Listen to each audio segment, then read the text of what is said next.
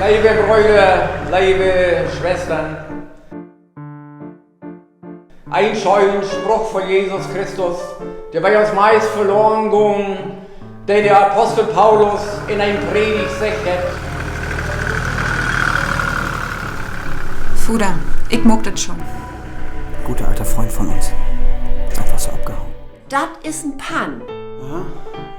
Das ist ein Pan. Und das ist auch wirklich eine Freude zu sein, wie einer sich freut, wenn er was schenkt kriegen darf. Was machen wir jetzt? Scheiße. Wenn so einer als Olaf reinkommt, dann musst du einfach sagen, schör die um Frickgras. Ich hoffe, dass ich jetzt nichts Tüffeliges tue.